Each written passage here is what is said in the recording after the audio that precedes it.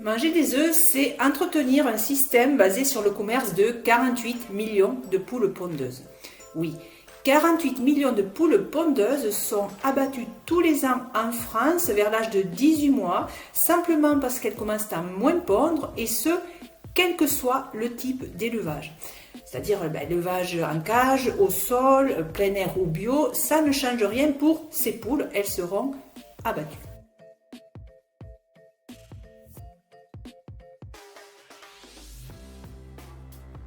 À ceci, il faut rajouter environ 50 millions de poussins mâles qui sont éliminés dès leur naissance parce qu'ils ne sont pas rentables dans la filière œufs, ce qui fait non moins d'environ 100 millions de poussins et de poules tués chaque année simplement pour l'industrie de l'œuf. Ce chiffre est inimaginable et en même temps, on a la possibilité de le faire baisser.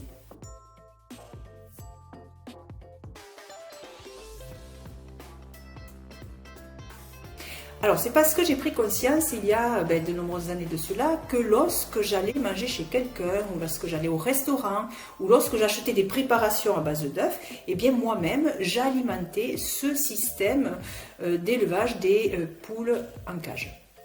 En même temps, eh bien, j'ai pris conscience que je pouvais être en excellente santé simplement avec une alimentation exclusivement végétale.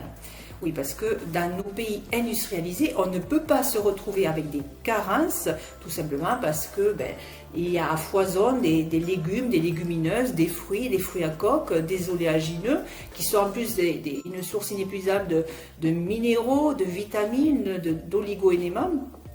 Et au pire, si on ne les mange pas de suite, on les surgèle et puis on les mange plus tard. J'ai pris aussi conscience qu'il y a de très nombreuses personnes à travers le monde qui sont en excellente santé avec une alimentation végétale, et même des très grands sportifs qui nous le prouvent tous les jours. Les personnes qui sont intolérantes ou allergiques aux œufs, eh bien, n'ont pas attendu pour trouver des solutions. Il y a des tas et des tas de sites de recettes succulentes à travers le web. Dans les livres aussi, on trouve d'excellentes recettes. Voilà, donc pourquoi alimenter la souffrance des poules en cage alors qu'on peut être en excellente santé avec une alimentation exclusivement végétale? Il y a aussi le fait que dans ces produits végétaux, la seule vitamine que l'on ne veut pas trouver, c'est la vitamine B12, et en même temps, c'est une vitamine que l'on trouve dans toutes les pharmacies et à un prix vraiment très abordable.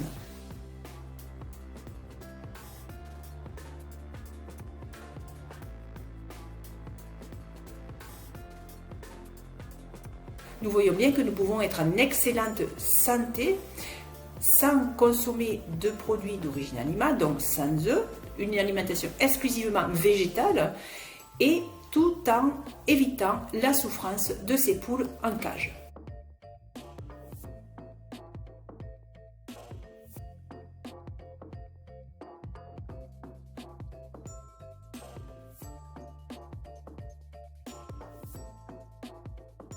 Quand je dis souffrance en cage, c'est que ces poules vraiment vivent un enfer. C'est-à-dire qu'elles, depuis leur naissance jusqu'à leurs 18 mois, eh bien, elles vont être dans des immenses hangars, elles vont être dans des compartiments en cage en fait, hein. Mais en tout cas, elles vont être dans des espaces exigus, alors qu'on sait qu'une poule, elle a besoin, mais comme tout animal, de pouvoir être en liberté, de pouvoir vaquer à ses occupations. Donc là, elles vont être les unes sur les autres, entassées. Elles vont développer des tas de pathologies différentes. Elles vont avoir des maladies parasitaires, des maladies bactériennes, notamment. Elles vont être mises sous antibiotiques. Elles vont même développer ce qu'on appelle des antibiorésistances, ces antibiorésistances que nous allons manger à travers à la fois les œufs et les poules. Elles vont aussi avoir des carences, notamment au niveau du calcium, comme elles pondent en permanence. Il faut savoir qu'à l'origine, les poules, elles pondaient à environ entre 20 et 50 œufs. Actuellement, dans les années 50, ça a été dans les 100 œufs par an et par poule. Actuellement, on est à 300 œufs par an et par poule, tout simplement parce que la sélection génétique est passée par là. Ce qui fait que ces poules, elles se retrouvent décalcifiées, elles ont les os qui sont fragiles, elles ont de nombreuses fractures, notamment au niveau des pattes. Elles se fracturent, quand elles se fracturent les pattes, et bien tout simplement, elles ne pourront pas se lever, elles ne pourront pas aller boire et manger, elles vont même mourir sur place. Et il faut savoir aussi que lors du transport vers l'abattoir, eh bien les employés n'y vont pas de main morte, ils attrapent les poules et vas-y qu'on les jette dans les camions, enfin d'abord dans des cages et puis dans des camions, et les fractures, elles se font multiples et elles vont souffrir jusqu'à leur mort à l'abattoir. À cela, il faut rajouter aussi que les petites poulettes, lorsqu'elles naissent, elles ont le bout du bec qui est coupé, tout simplement pour éviter qu'elles ne se blessent entre elles, justement dans ces cages exiguës. À savoir que eh bien, le bec des oiseaux est un organe très sensible là aussi, donc c'est pour ça que je parle aussi de souffrance au niveau du bec des poules. Ensuite, j'ai dit qu'il y a les poussins qui sont éliminés dès leur naissance. Il faut penser aussi aux coqs, les coqs reproducteurs, en fait, eux, pour éviter qu'ils ne se blessent ou qu'ils blessent les poules, eh bien, pareil, ils vont avoir certaines mutilations au niveau notamment de la crête, au niveau des phalanges, au niveau des griffes, ce qui est aussi une souffrance. Donc, de multiples souffrances pour toute cette filière poule.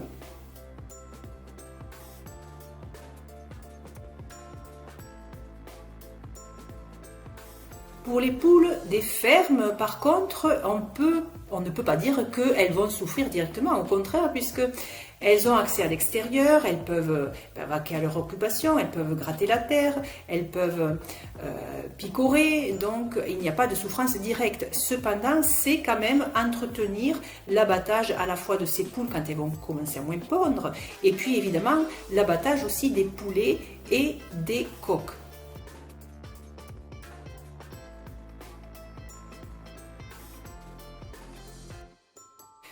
Ensuite, il y a aussi des particuliers qui prennent quelques poules. Ces poules, pareil, elles vont vaquer à leurs occupations. Bon, très bien. Par contre, si la personne n'a pas appris encore à cuisiner sans œufs, eh bien, à un moment donné, elle va soit faire abattre les poules si elles commencent à moins pondre, soit eh bien, elle va peut-être aller recommencer à acheter des œufs dans le commerce, acheter des préparations à base d'œufs, puisque elle n'a pas appris à manger, je disais, sans œufs, et donc elle va participer encore à ce commerce des poules pondeuses.